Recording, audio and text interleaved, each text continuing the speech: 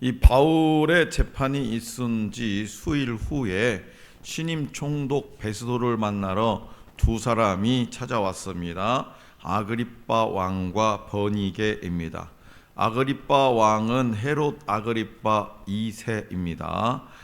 그는 BC 37년에서 34년에 유대 왕으로 통치했던 헤롯 대왕의 증손자이자 AD 41년에서 44년에 유대 왕이었던 헤롯 아그리빠 1세, 12장에서 나오는 헤롯의 1세의 아들입니다. 12장이 나오는 헤롯입니다. 버니게는 아그리빠의 누이였고 그에게 또 다른 누이가 있었는데 바로 총독 베스도의 아내 두루실라였습니다. 사도 바울의 선교 여정에서 아그리빠의 등장은 이 사도행전의 이야기와 신학의 흥미로운 하나의 차원을 더해 줍니다. 줄거리 전개의 뼈대에 있어서 아그리빠 왕은 분명 아무런 역할을 하지 않습니다. 바울의 로마행은 정해졌고 팔레스타인의 상황은 정리가 되었습니다. 하지만 사도행전을 하나님의 구원 역사의 전개 과정으로 읽는 사람에게 아그리빠의 등장과 활동은 두 가지 의미를 갖습니다. 첫째는 역사적인 의미라는 겁니다. 아그리빠 왕, 이게 역사적인 역사적인 인물이라는 거죠. 그러니까 이 사도행전 사도 바울의 이야기가 허구가 아니라는 거죠. 소설이 아니라는, 창작이 아니라는 겁니다. 역사적 사실이라는 겁니다. 그래서 바울이라는 인물, 그리고 그가 대표하는 초기 기독교 운동은 초월적 경험에 사로잡힌 몇몇 사람의 움직임이 아니라 그레코 로만의 역사적, 사회적, 정치적 정황 한가운데에서 일어나서 큰 파장을 일으킨 문명사적 사건이라는 겁니다. 그래서 헤롯 대왕과 그의 자손들은 초기 로마 제정기의 주요한 등장인물들이었고 아그리빠 2세도 그 중에 한 사람이었습니다. 그가 바울을 대변하고 기독교 신앙을 두고 진지한 대화를 나누었다는 것은요, 두 가지 의미가 있는데, 하나는 기독교 신앙이, 그때 당시에 바울 당시에 기독교 신앙이 고대 지중해 사회의 주류 계층 속으로 이제 비주류에서 주류 계층 속으로 깊이, 다시 말하면 이제는 그 화이트 칼라 속으로 들어간다 이 말입니다. 그리고 또 하나는 바울의 전도를 받은 모든 사람이 믿지는 않았더라도 기독교가 그레코 로만 세계의 한 중요한 요소로 자리 잡았음을 시사합니다. 둘째는 신학적 의미입니다. 이 헤롯 대왕, 아그리빠 왕의 등장이 신학적 의미를 가져요. 그러니까 아그리빠 2세의 아버지, 아그리빠 1세 증조부 헤롯 대왕, 작은 할아버지 헤롯 안티파스는 모두 예수님과 그 제자들을 대면했던 사람들입니다. 헤롯 가문은 하나같이 기독교를 적대적인 태도로 박해해왔어요. 헤롯 하면은 기독교를 적대했단 말이에요. 그렇다면 이 아그리빠는 그럼 어떠냐? 이 아그리빠는 26장에 나타나듯이, 25장 다음에 26장에 나타나듯이 그는 적대적이지 않아요. 자기 할아버지, 증조 할아버지, 작은 할아버지, 그 작은 아버지, 그 자기 조상들과는 전혀 다른 행보를 보인다는 거죠. 그래서 적어도 바울의 그 적대적이지 않았다는 얘기는 무슨 얘기냐면 바울의 변론을 주의 깊게 듣고 솔직하게 응답하는 자세를 보인다는 겁니다. 그래서 이제 바울은 로마로 가서 가이사에게 재판을 받게 되었습니다. 가이사. 그러나 총독 베스도의 입장에서 심각한 문제가 있었어요. 그게 뭐냐? 가이사에게 바울의 재판을 의뢰해야 하는데 바울의 혐의가 불분명했던 거죠. 죄명을 찾을 수가 없는 거예요. 주님은 이러한 과정을 통해서 바울을 보호하시고 그를 통해 복음을 전파하십니다. 사람들은 법과 양심을 내세우지만 그 이면으로는 힘의 논리를 따릅니다. 대제사장들과 장로들은 유대 군중을 이용해서 총독 베스도를 압박했습니다. 법과 양심이 아니라 힘의 논리를 내세워서 바울의 제거를 요구했습니다. 이것은 말씀과 율법의 정신에 명백히 위배되는 행동이죠. 종교 지도자들이라고 하는 사람들이, 이들은 로마의 실정법도 그리고 하나님을 그렇게 잘 섬기겠다고 받은 그 율법의 정신도 존중하지 않았어요. 하나님의 이름으로 진리를 박해하는 모순을 저지르게 된 겁니다. 그렇다면 하나님은 바울의 선교 사역을 어떻게 주도하며 이끌어 가셨을까요? 먼저 하나님은 합리적인 자를 통해서 바울을 보호하십니다. 13절에서 16절입니다. 다시 한번 받들겠습니다. 13절에서 16절 시작. 수일 후에 아그리빠 왕과 버니게가 베스도에게 문안하러 가이사랴에 와서 여러 날을 있더니 베스도가 바울의 일로 왕에게 구하여 이르되 벨릭스가 한 사람을 구류하여 두었는데 내가 예루살렘에 있을 때에 유대인의 대제사장들과 장로들이 그를 고소하여 정죄하기를 청하기에 내가 대답하되 무릇 피고가 원고들 앞에서 고소 사건에 대하여 변명할 기회가 있기 전에 내주는 것은 로마 사람의 법이 아니라 하였노라. 아멘. 자, 본문 말씀 13절에 기록된 대로 베스도가 새로운 벨릭스의 뒤를 이어서 새로운 총독으로 부임하자 이웃 지역을 다스리던 헤롯 아그리빠 2세가 인사하러 가이사랴를 방문했습니다. 그러자 성실한 총독이었던 베스도는 아그리빠에게 바울에 관한 사건을 설명하기 시작해요. 유대인에 대해서 자기보다 잘 알고 있던 아그리빠에게 조언을 구하기 위해서죠. 그리고 베스도의 부인 두루실라는 누구라고 써요? 아그리빠의 누이. 그러니까 인척간입니다. 그러니까 자연스럽게 조언을 구할 수 있죠. 그러자 그래서 베스도는 예루살렘에 갔을 때에 대제사장과 장로들이 여러 말로 강력하게 바울을 고발했지만 로마 총독으로서 로마의 원칙을 따라 피고에게 원고들 앞에서 변명할 기회를 주었다, 이렇게 말합니다. 만약 베스도가 예수님을 내어준 빌라도처럼 비겁한 자였다라면, 자기 안위만을 생각해서 그냥 빌라도처럼 내줬다면, 그리고 바울이 로마 시민이 아니었다면 정치적 입장 때문에 바울을 대제사장에게 넘겨주어서 예수님과 같이 죽게 했을 수도 있습니다. 하지만 하나님은 로마의 시민권을 사용하시고, 로마의 결정적일 때 바울이 가지고 있는 로마의 시민권을 사용하시고, 또 합리적으로 판단하는 이 베스도라는 총독을 사용하셔서 바울을 보호하시더라 이겁니다. 둘째로 하나님은 재판 과정을 통해서 바울로 하여금 복음을 전파하게 하십니다. 이것도 하나님의 섭리 안에서 하나님께서 주도적으로 일하신 내용입니다. 본문 말씀 17절에서 22절입니다. 다시 한번 받들을게요. 17절에서 22절 시작. 그러므로 그들이 나와 함께 여기 오매 내가 지체하지 아니하고 이튿날 재판자리에 앉아 명하여 그 사람을 데려왔으나 원고들이 서서 내가 짐작하던 것 같은 악행의 혐의는 하나도 제시하지 아니하고 오직 사람들의 종교와 또는 예수라 하는 이가 죽은 것을 살아있다고 바울의 주장하는 그 일에 관한 문제로 고발하는 것뿐이라. 내가 이 일에 대하여 이렇게 몰라서 바울에게 묻되 예루살렘에 올라가서 이 일의 신문을 받으려느냐 한즉 바울은 황제의 판결을 받도록 자기를 지켜주기를 호소하므로 내가 그를 가이사에게 보내기까지 지켜두라 명하였노라 하니 아그리빠가 베스도에게 이르되 나도 이 사람의 말을 듣고자 하노라. 베스도가 이르되 내일 들으시리이다 하더라. 아멘. 자, 베스도는 바울의 재판을 진행하는 과정에서 겪는 어려움을 이야기하기 시작해요.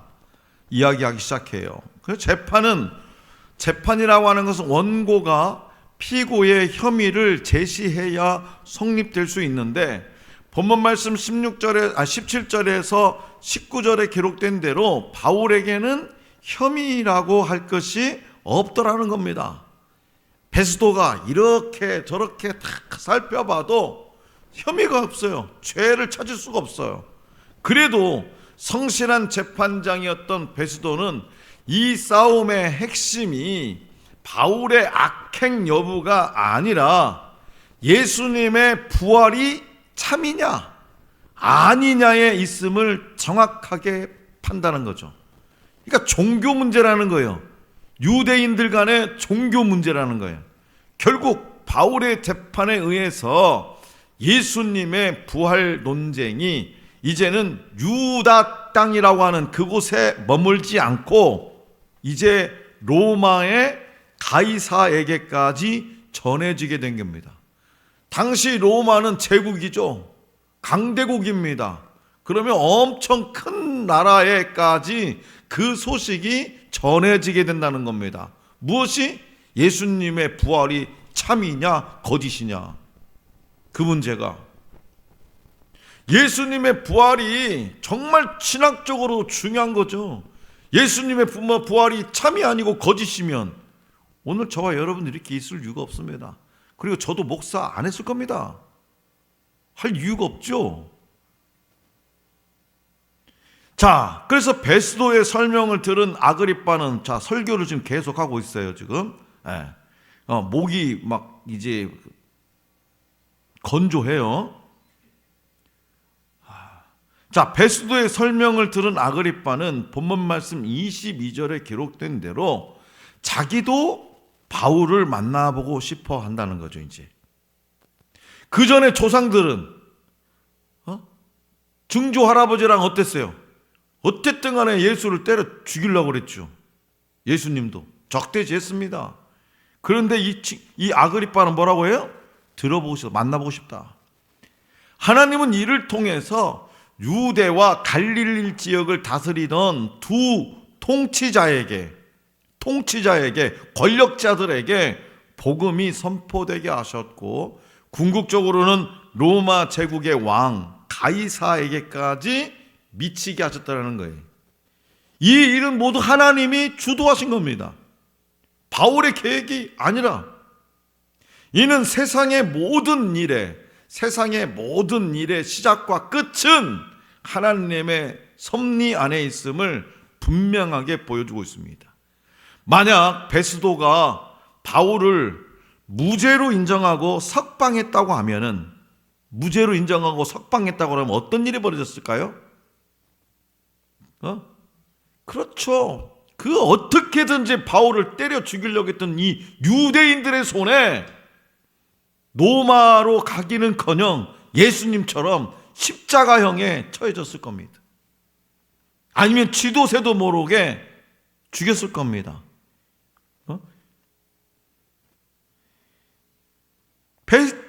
이 베스도는 또 명석한 인물이었지만 하나님의 지혜는 이길 수 없습니다. 그래서 이처럼 복음의 메시지는 많은 이에게 거절당하거나 무시당할 수도 있습니다. 그렇기 때문에 우리는 이러한 사실을 당연하게 여기고 때로는 복음을 위해서 비난과 수치도 당할 수 있다는 것을 염두에 두고 그런 일이 닥치면 당연히 여기 생각하고 감당할 수 있어야 됩니다. 마지막으로 하나님은 복음을 들을 자들을 모아주세요. 복음을 들을 자들을 모아주세요. 지금 바울이 어떤 상태입니까? 붙잡혀 있는 거예요. 자유의 몸이 아닌 거예요. 그런데 거기 고래고래 소리를 질러봤자 뭔 소용이 있어요. 근데 하나님은 그 복음을 들을 자들을 모아주세요. 23절에서 27절입니다. 23절 27절 시작. 이튿날 아그리빠와 버니게가 크게 위험을 갖추고 와서 처부장들과 시중의 높은 사람들과 함께 접견 장소에 들여오고 베스도의 명으로 바울을 데려오니 베스도가 말하되 아그리빠 왕과 여기 같이 있는 여러분이여 당신들이 보는 이 사람은 유대의 모든 무리가 크게 외치되 살려두지 못할 사람이라고 하여 예루살렘에 와서 여기서도 내게 청원하였으나 내가 살피건대 죽일 죄를 범한 일이 없더이다. 그러나 그가 황제에게 상소한 거로 보내기로 결정하였나이다. 그에 대하여 황제께 확실한 사실을 아뢰 것이 없으므로 신문한 후 상소할 자료가 있을까 하여 당신들 앞 특히 아그리빠 왕 당신 앞에 그를 내세웠나이다. 그 제목도 밝히지 아니하고 죄수를 보내는 것이 무리한 일인 줄 아나이다 하였더라. 아멘. 아그리빠 왕과 버니게 왕비입니다. 천부장들과 기타 높은 자들이 한 자리에 모였습니다. 뭐라고요? 크게 위엄을 갖추고 아그리빠와 버니게가, 그러니까 삐까번쩍하게 차려입고 왕의 행차를 하면서 왔다는 겁니다. 왕이 움직이면 수종 드는 사람도 엄청나게 움직일 거 아닙니까? 그리고 또 뭐요? 천부장들도 높은 사람들도 다 모인 겁니다. 바울을 신문하기 위해 모인 거지만 바울이 무슨 죄를 지었는지 그 신문을 하기 위해 모인 거지만 실제적으로는 하나님의 섭리 안에서 바울이 전하는 복음을 듣기 위해서 모인 겁니다. 하나님이 주도하시는 거죠. 총독 베스도는 바울이 예루살렘에서 모든 무리에 의해 사형에 해당하는 죄를 지었다고 고발당했지만 자기가 보기에는 죄가 없다고 말합니다. 그렇다면 죄가 없으면 어떻게 해야 돼요? 소송은 종결돼야죠. 재판이 끝내버려야죠. 그 재판장이 판단할 때 피고인에게 죄가 없다면 무죄 방면이 당연합니다. 죄가 없으니까 돌려보내야 되죠. 그런데 본문 말씀 25절에 기록된 대로 바울이 황제에게 상소를 했기 때문에 로마로 가게 되었다고 베스도는 설명합니다. 내 책임이 아니라는 거죠. 나는 판단을 했긴 했는데 바울이 로마로 가서 재판을 받기를 황제께 상소를 했기 때문에 이렇게 지금 이 상황이 벌어진 거다. 하지만 바울에게 무슨 혐의가 있는지가 불분명하니 이 자리에서 그것을 정립하자는 겁니다. 베스도의 말은 바울에게 죄가 없지만 유대인들 때문에 정치적인 부담이 있으니 죄목을 하나 어떻게라도 만들자고 말하는 것이나 다름이 없어요. 바울은 이렇게 어이없고 억울한 일을 당했지만 하나님은 그 상황을 이용하셔서 바울이 그 땅의 통치자들에게 복음을 전하게 하셨어요. 또한 겉으로 보기에는 총독과 왕과 고관들 앞에 서 있는 바울이 자신의 힘으로 해결할 수 없는 큰 난관에 봉착한 것처럼 보입니다. 하지만 막강한 힘을 가지고도 어찌할 줄 몰라 우왕좌왕하고 있는 것은 바로 누구다? 총독이라는 거죠. 아무리 큰 힘이 있어도 하나님 없는 인생의 모습을 베스도는 오늘 우리에게 잘 보여주고 있습니다. 사랑하는 성도 여러분, 재판이 수차례 진행되는 동안 어느 누구도 바울이 저지른 악행이 무엇인지 구체적으로 설명하지 못했고 증거도 제시하지 못했어요. 총독 베스도는 2차례에 걸쳐서 바울에게 죄가 없음을 증언하고 있습니다. 바울을 고소했던 원고들은 베스도가 수용할 만한 악행의 혐의를 하나도 제시하지 못했어요. 베스도는 바울에게서 죽일 죄를 전혀 찾지 못했어요. 바울은 복음을 전하는 과정에서 법적으로든 윤리적으로든 흠 잡힐 만한 잘못을 저지르지 않았어요. 그래서 그는 자기가 율법의 의로는 흠이 없는 자라고 말하기도 했어요. 빌립보서 3장 5절에 율법의 의로는, 율법의 잣대로는 흠이 없다. 내가 아무리 율법에 잣대어 나를 재봐라. 나는 흠이 없다. 얼마나 자신 있게 살았으면, 얼마나 하나님을 경외하고 살았으면. 우리가 전하는 십자가와 부활의 복음이 사람들에게 흠 잡히지 않으려면 오늘 저와 여러분들의 삶에 흠 잡힐 만한 일들이 없어야 됩니다. 이 세상의 신이 믿지 않는 사람들의 마음을 혼미하게 해서 복음의 진리를 깨닫지 못하게 하는 것은 안타까운 일이고 종종 전도의 현장에서 어쩔 수 없이 만나는 일들입니다. 하지만 복음이 우리의 흠결 때문에, 나의 어떤 흠결 때문에 막히는 일은 부끄럽기 그지 없는 일이죠. 그래서 사도 베드로도 우리가 우리 안에 있는 소망의 이유를 전하기에 앞서서 우리 삶을 거룩하게 준비할 것을 명령했습니다. 베드로전서 3장 15절에서 우리 안에 있는 소망의 이유, 우리 안에 있는 소망의 이유가 뭡니까? 예수 그리스도 아닙니까?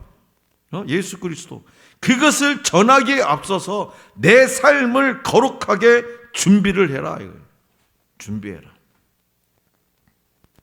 그렇기 때문에 복음은 우리의 깨끗한 양심과 정결한 삶 가운데 간직되어 있다가 우리의 거룩한 인격의 통로를 통해서 세상 사람들에게 전해져야 되는 거죠.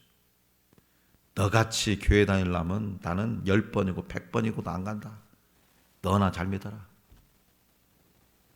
아이고, 하늘 소망교회 어떤 권사님처럼 신앙생활 할까 보면 나는 예수 믿으려면.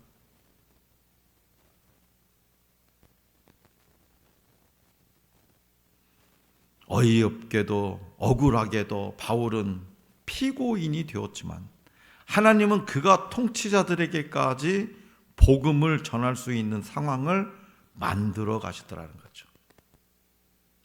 바울이 하나님 앞에 똑바로 서 있으니까 오직 복음 한결같이 다메섹 도상에서 꼬꾸라진 뒤로 예수 그리스도를 만난 뒤로 한결같이 일생을 다하여 하나님의 뜻에 순종하고자 몸부림칠 때에, 목숨도 던졌을 때에 하나님은 그의 인생을 주도적으로 이끌어 가신다는 거죠. 주도적인 거 아시잖아요. 하나님께서 하고 싶은 대로 하시는 거예요. 바울을. 하나님은 바울의 로마 시민권을 사용하시고 또 합리적인 총독을 사용하셔서 바울을 보호하시는 일도 주도하셨습니다. 바울의 재판을 통해 세상의 모든 일이 궁극적으로는 하나님의 섭리 안에 있음을 분명하게 보여주셨습니다. 유대인들은 바울을 살려두지 못할 사람이라고 정죄했습니다. 그러나 베스도는 바울에게서 죽일 죄를 찾지 못했다고 말했어요. 자신이 로마법을 잘 지키는 통치자임을 드러냈죠. 이러한 베스도의 교만은 하나님의 섭리의 일부분입니다. 하나님은 그런 베스도의 교만을 또 사용하셔서 바울의 입을 통해서 복음을 전하게 하십니다. 그러니까 모든 것은 하나님이 주도하신다는 거예요. 여러분들이 골머리에 싹 별의별 생각하고 이 사업을 이렇게 해보고 저 사업을 저렇게 해보고 내일은 무슨 일을 해보고 저를 해보고 별짓을 다 해도 하나님의 섭리 안에 있다는 것을 깨달아야 돼요.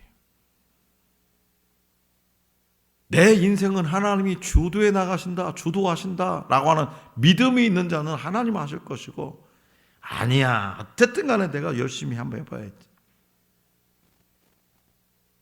믿음 없는 자의 모습, 베스도와 같은 사람입니다.